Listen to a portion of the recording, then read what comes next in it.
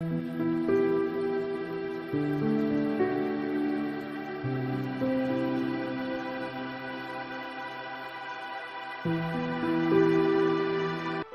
পাহাড়ি সবুজ, অন্যদিকে নীল সমুদ্রের ঢেউ।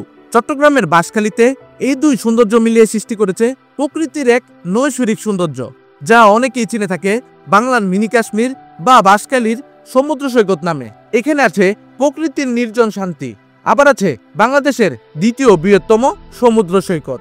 আজকের এই ভিডিওতে আমি আপনাদেরকে দেখানোর চেষ্টা করব লুকিয়ে থাকা সৌন্দর্য, যেখানে পাহাড় আর সমুদ্র একসাথে দাঁড়িয়ে আছে। আজকের এই ভ্রমণ গল্পে আপনাদেরকে দেখানোর চেষ্টা করব কিভাবে যাবেন, কতই বা খরচ হতে পারে তা নিয়ে বিস্তারিত। তাহলে চলেন দেরি না করে ভিডিওটাকে শুরু করি। আজকের জার্নিটা শুরু করে দেই কমলাপুর রেল স্টেশন থেকে মেল ট্রেন দিয়ে। কমলাপুর থেকে কিন্তু এই মেল ট্রেনটি ছেড়ে যায় রাত্রের 12টার সময় এবং চট্টগ্রাম গিয়ে পৌঁছায় সকাল 8টার সময়। কমলাপুর থেকে চট্টগ্রামের ভাড়া হচ্ছে জনপ্রতি 140 টাকা করে। এই ট্রেনের কিন্তু নির্ধারিত কোনো সিট দেওয়া থাকে না, যে আগে এসে বসতে পারে সিটটি কিন্তু তারই হয়।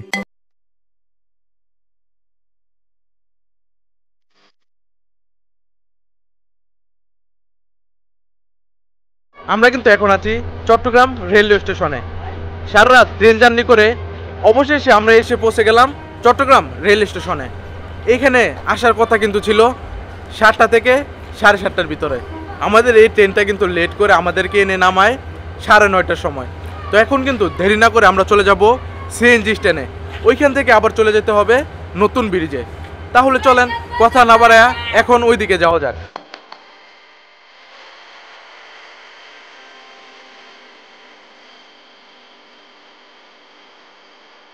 রেল স্টেশন থেকে বাইরে বের হওয়ার পরে কিন্তু আমরা একটি সিএনজি পেয়ে যাই।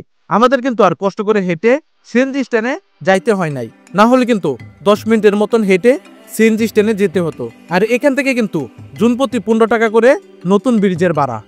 নতুন ব্রিজে এসেই সবার প্রথমে চলে যাই একটি রেস্টুরেন্টে সকালের নাস্তা করার জন্য। আর সকালের নাস্তায় ছিল কিমা পুরি। এখানে আমাদের জনপ্রতি বিল হয়েছে 30 টাকা করে। আমরা কিন্তু এখন চলে আসছি নতুন ব্রিজে। আর এখান থেকে কিন্তু মিনি কাশ্মীর যেতে হলে সবার প্রথমে চলে যেতে হবে চাম্বল বাজারে। এখান থেকে আপনারা কিন্তু চাইলে সিএনজি দিয়ে, লোকাল বাস দিয়ে অথবা ডাইরেক্ট বাস দিয়ে ডাইরেক্ট চাম্বল বাজার চলে যেতে পারবেন। এখান থেকে সিএনজির ভাড়া হচ্ছে 140 টাকা করে জনপ্রতি। এখান থেকে লোকাল বাসের ভাড়া কিন্তু হচ্ছে 90 টাকা থেকে 100 টাকা। আর ডাইরেক্ট বাসের ভাড়া হচ্ছে 120 টাকা থেকে 140 টাকা পর্যন্ত। এখান থেকে আমরা কিন্তু বাসের টিকিট কেটে নিলাম 3 জনের। এখান থেকে কিন্তু চাম্বলের ভাড়া হচ্ছে জনপ্রতি 140 টাকা করে। আমরা কিন্তু এইখান থেকে যে বাসটি দিয়ে যাব, এই বাসের নাম হচ্ছে অ্যাসালম। তো আপনারাও চাইলে কিন্তু এইখান থেকে এই বাস দিয়ে যেতে পারেন। তাহলে চলেন কথা না বাড়ায়া আমরা বাসে উঠে যাই। আমরা কিন্তু নতুন ব্রিজ থেকে উঠে যাই অ্যাসালম পরিবহনে। আর অ্যাসালম পরিবহনের বাসগুলো কিন্তু হচ্ছে ডাইরেক্ট বাস। এই বাসগুলো দিয়ে কিন্তু চাম্বল বাজার যেতে সময় লাগে 1 থেকে 1.5 ঘন্টা। আমরা কিন্তু এইমাত্র বাস থেকে আসা নামলাম চাম্বল বাজারে। আর এইখান থেকে কিন্তু আমাদের চলে যেতে হবে লালমাটির পাহাড়ে, যেটা আমরা বাংলার মিনি কাশ্মীর বলে থাকি। চাম্বল বাজারে এসে বাস থেকে নেমে দেখতে পারবেন অসংখ্য অটো রিক্সা। এইগুলো দিয়ে কিন্তু চলে যেতে হয় মিনি কাশ্মীরে। আপনারা যদি আমাদের মতন 3-4 জন এসে থাকেন তাহলে কিন্তু মাত্র 40 টাকা করে দিয়ে চলে যেতে পারবেন মিনি কাশ্মীরে। আর যদি আপনারা 1-2 জন হয়ে থাকেন তাহলে কিন্তু এখান থেকে রিজার্ভ করে তারপরে চলে যেতে হবে মিনি কাশ্মীরে। চাম্বল বাজার থেকে মিনি কাশ্মীর যেতে সময় লাগে 30 থেকে 40 মিনিট। অটো রিক্সা এনে কিন্তু নামিয়ে দিবে এইখানে। দেখতে পাচ্ছেন উপরে একটি রাস্তা এবং নিচে আরেকটি রাস্তা। আমাদেরকে কিন্তু মিনি কাশ্মীরে যেতে হবে এই নিচের রাস্তাটি দিয়ে। আর সামনে নাকি রাস্তা অনেকটাই খারাপ, অনেক কাদা, তার কারণে ওইদিকে অটো রিক্সা যাইতে পারে না। এইখান থেকে আমাদেরকে হেঁটে হেঁটে যেতে হবে মিনি কাশ্মীরে। আমি এখন যে জায়গায় দাঁড়িয়ে আছি তার পিছনে কিন্তু হচ্ছে পার্কিং করার ব্যবস্থা আছে। আপনারা যদি মোটরসাইকেল বা প্রাইভেট গাড়ি নিয়ে আসেন তাহলে কিন্তু পিছনে পার্কিং করতে পারবেন। আর পিছনে দেখতে পাচ্ছেন একটি রেস্টুরেন্ট। এখানে কিন্তু আপনারা চাইলে মিনি কাশ্মীরে যাওয়ার পথে এখানে খাবার অর্ডার করে দিয়ে যেতে পারেন। আসার সময় এখান থেকে খাওয়া দাওয়া করতে পারেন। আমরা কিন্তু এখন এইখান থেকে হাঁটা শুরু করে দিলাম এবং আমাদের সাথে কিন্তু আরও 2-3 জন ভাই অ্যাড হয়েছে। ওরা কিন্তু আসছে কক্সবাজার থেকে এই মিনি কাশ্মীরটা ঘুরে দেখার জন্য। আর পিছনে যাদেরকে দেখতে পারতেছেন ওরা কিন্তু কক্সবাজার থেকে আসছে এই মিনি কাশ্মীর ঘুরে দেখার জন্য। এই জায়গাটা যে কতটা পপুলার, এখন সবাই কিন্তু আসে এই জায়গাটা ঘুরে দেখার জন্য। আপনারাও কিন্তু মিস করবেন না, এসে ঘুরে যাওয়ার চেষ্টা করবেন। 8 থেকে 10 মিনিট হেঁটে কিন্তু চলে আসলাম এরকম একটি সুন্দর জায়গায়। এখান থেকেই কিন্তু মিনি কাশ্মীরের পাহাড়গুলোকে দেখা যায়।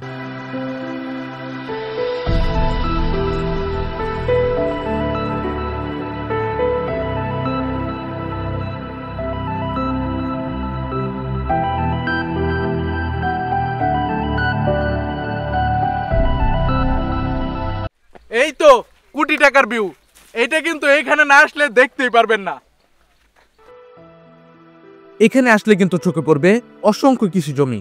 এখানকার মানুষরা কিন্তু এই কৃষি চাষ করেই জীবিকা নির্বাহন করে থাকে। এখানে কিন্তু প্রতিদিনই হাতিরা এসে আক্রমণ করে এই কৃষি জমিগুলোকে নষ্ট করে দেয়। এখানে আসলে একটা জিনিস মাথায় রাখবেন, যেন আমাদের কারণে ওদের কোনো কৃষি জমিতে ক্ষতি না হয়। কিছুক্ষণ আগেও কিন্তু বলছিলাম এইখানে এত পরিমাণে গরম, যার কারণে আমরা দাঁড়িয়ে থাকতে পারতেছিলাম না, কিন্তু কিছুক্ষণের ভিতরেই আল্লাহ তাআলার অশেষ রহমতের বৃষ্টির দ্বারা এই জায়গাটাকে এমন শীতল বানিয়ে দিয়েছে। এখন ভাই আপনাদেরকে বলে প্রকাশ করতে পারবো না, আপনারা দেখেই বুঝতে পারতেছেন জায়গাটা এখন কেমন।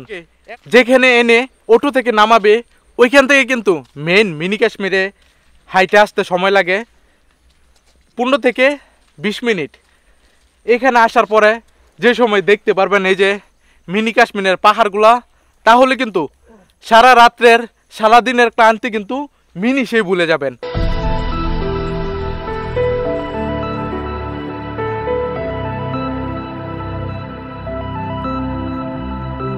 আমরা কিন্তু এখানে আসার পরে পাহাড়ে উঠতে পারতেছিলাম না।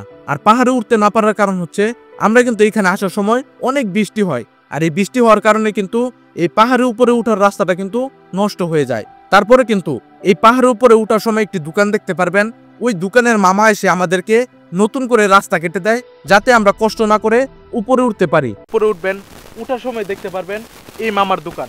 এই মামার দোকানে পাবেন টিস্যু, কেক, চিপস, পানি, সব কিছু পাওয়া যায় এই মামার দোকানে। মামা কিন্তু অনেক কষ্ট করে এই পানিগুলো উপরে আইনা বিক্রি করে। এখানে কিন্তু শুধু এই একটি দোকানই আছে, এই দোকানটি হচ্ছে এই মামার। আপনারা যদি পাহাড়ে এসে পানি তৃষ্ণা পান তাহলে কিন্তু মামার থেকে কিনা পানি খেতে পারেন। এবং জায়গাটা অনেক সুন্দর, যার কারণে এই জায়গার নাম দেওয়া হয়েছে বাংলার মিনি কাশ্মীর। কত সুন্দর আপনারা নিজের চোখে দেখতে পারতেছেন জায়গাটা। যেদিকে এইখানে এসে যেদিকে আপনাদের চোখ যাবে শুধু দেখতে পারবেন পাহাড় আর পাহাড়। বাংলাদেশ আমি যতই দেখি ততই মুগ্ধ হই। আসলে পৃথিবীর অন্যান্য দেশের তুলনায় আমাদের বাংলাদেশটা অনেকটাই ছোট, কিন্তু প্রাকৃতিক সৌন্দর্যের দিক দিয়ে অনেকটাই সুবিদ্ধ। অনেকেই ভাবেন আমাদের দেশে তেমন কি আছে দেখার মতন, এই ভেবে সবাই ভিড় জমান বিদেশে। হ্যাঁ আমি জানি আমাদের পর্যটন শিল্প তেমনভাবে গড়ে ওঠেনি, কিন্তু প্রকৃতি সে তো নিজের ভাবে সুন্দর করে সেজে আছে। আসুন না একবার প্রকৃতির কাছে, দেখুন প্রকৃতির বিশালতা, নিজেকে সঁপে দেন এই প্রকৃতির মাঝে। সত্যি বলতেছি, নেশায় পড়ে যাবেন এই প্রকৃতির। অনেকেই বলে যাকে একবার ভ্রমণের নেশায় পায় তাকে নাকি অন্য কোনো নেশায় পায় না। হ্যাঁ, এই কথাটাই সত্যি। এই মিনি কাশ্মীরের পাহাড়ের আশেপাশে কিন্তু কোনো বাড়ি নাই বললেই চলে, শুধু পাহাড় আর পাহাড়। এখন কিন্তু আমরা এই রাস্তা দিয়ে হাঁটতে হাঁটতে চলে যাব এই মিনি কাশ্মীরের সর্বোচ্চ চূড়ায়। দেখতে পারতেছেন এই গাছগুলা কিন্তু কতটা সুন্দর, কিন্তু এই গাছগুলোর সাথে কিন্তু শরীরকে টাচ করাবেন না, কারণ হচ্ছে শরীর কিন্তু অনেক চুলকায় এই গাছগুলোর সাথে টাচ হইলে শরীরটা। আমরা কিন্তু এখন হাঁটতে হাঁটতে চলে যাচ্ছি সর্বোচ্চ চূড়ায়। এইখানের ওই যে পিছনে দেখা যায় ওইটা হচ্ছে সর্বোচ্চ চূড়া, আর এইখানের সৌন্দর্যগুলো দেখেন।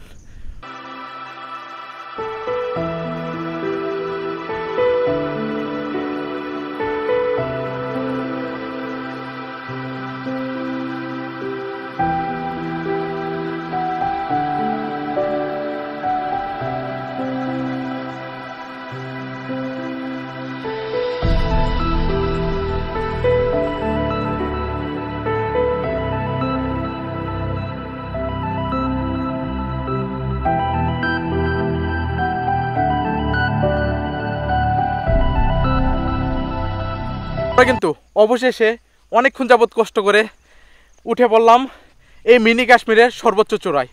এটাই কিন্তু হচ্ছে সর্বোচ্চ চূড়া, আর এইখানের মিনি কাশ্মীরের ভিতরে সবচেয়ে বড় পাহাড়। এখান থেকে সব কিছু দেখা যায়।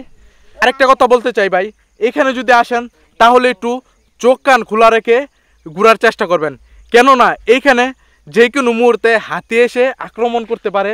এখানে নাকি যে কোনো মুহূর্তে হাতি চলে আসে, তার জন্য আমরা কিন্তু ওয়েট করতেছি হাতি দেখার জন্য, কিন্তু আমরা আসার পরে হাতি পাইতেছি না। আমরা কিন্তু ড্রোনও নিয়ে আসছিলাম, অনেক দূর পর্যন্ত ঘুরে ঘুরে দেখলাম, কিন্তু হাতির দেখা পাই নাই। জায়গাটা কিন্তু অনেক সুন্দর। এই যে বলতেছে এখানেরই একটি ছোট ভাই, কোন জায়গা থেকে হাতি দেখা যায়? ও, এই যে এই পাহাড়টা দেখা যাচ্ছে না, এই পাহাড়ের পিছন থেকে নাকি হাতি দেখা যায়। কিন্তু আমরা আসার পরে অনেকজনের কাছে জিজ্ঞাসা করলাম, ওরা বলতেছে আজকে নাকি হাতি আসে নাই, যদিও আসে তাহলে নাকি রাত্রে আসবে।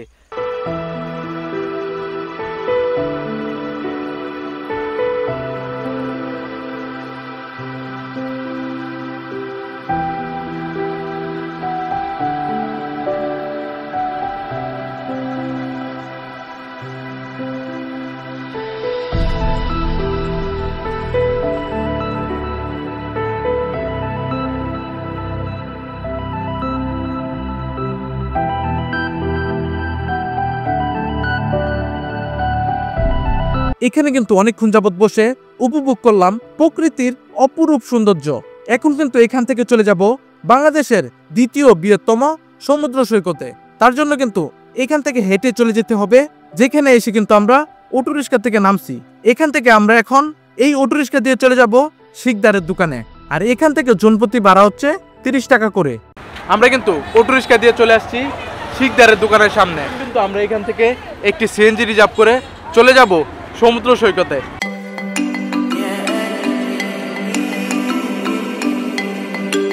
আমরা অবশেষে একটি মূলামূলি করে এই সিএনজিটি নিয়ে নিলাম। 400 টাকা দিয়ে আমাদেরকে সমুদ্রের পাড়ে নিয়ে নামিয়ে দিয়ে আসবে। তো চলেন এখন যাওয়া যাক সমুদ্র সৈকতে, আর ওইখানে গিয়ে দেখানোর চেষ্টা করব আসল সৌন্দর্য।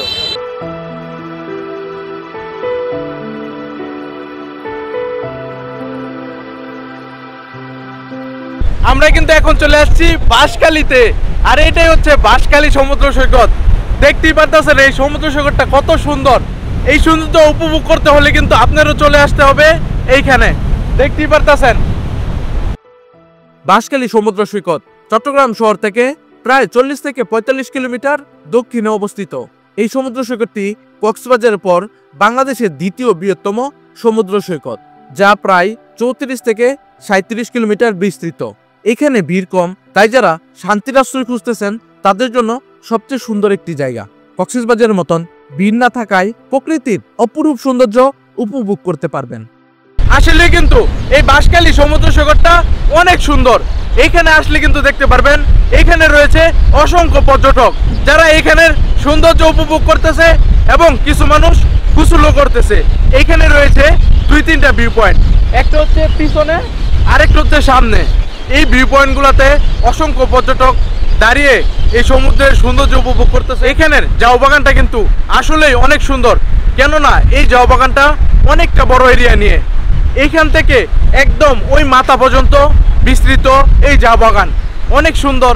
এখানে যদি কিছু ধুলনার ব্যবস্থা করে দিত বা কিছু হ্যামকের ব্যবস্থা করে দিত, তাহলে মনে হয় আরও বেশি পর্যটক এইখানে আকর্ষণ হয়ে আসতো, ঘুরতো এবং এইখানে বসে দুল খেত। আমার পিছনে দেখতে পারতেছেন এই সবগুলোই কিন্তু রেস্টুরেন্ট। এখানে চাইলে আপনারা বসে খাওয়া দাওয়া করতে পারেন, অথবা আপনার প্রিয়জনকে নিয়ে বসে থাকতে পারেন।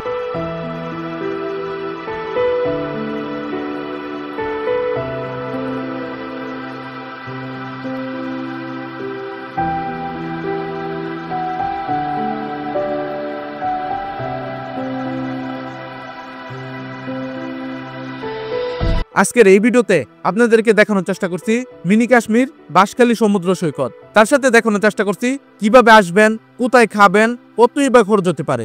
আজকের এই ভিডিওটি দেখে যদি আপনাদের 1% হেল্প হয়ে থাকে, তাহলে আমার ইউটিউব চ্যানেলটাকে অবশ্যই সাবস্ক্রাইব করবেন এবং এই ভিডিওটাকে আপনাদের বন্ধুদের কাছে শেয়ার করে দিবেন। দেখা হচ্ছে পরবর্তী ভিডিওতে। সে পর্যন্ত ভালো থাকবেন, সুস্থ থাকবেন। আসসালামু আলাইকুম।